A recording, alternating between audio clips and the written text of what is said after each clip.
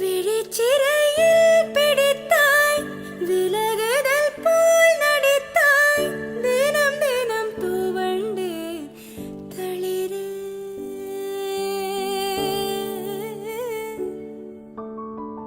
நதியென நான் நடந்தேன், அணை தடுத்தும் கடந்தேன், கடைசியில் கலந்து கடலே.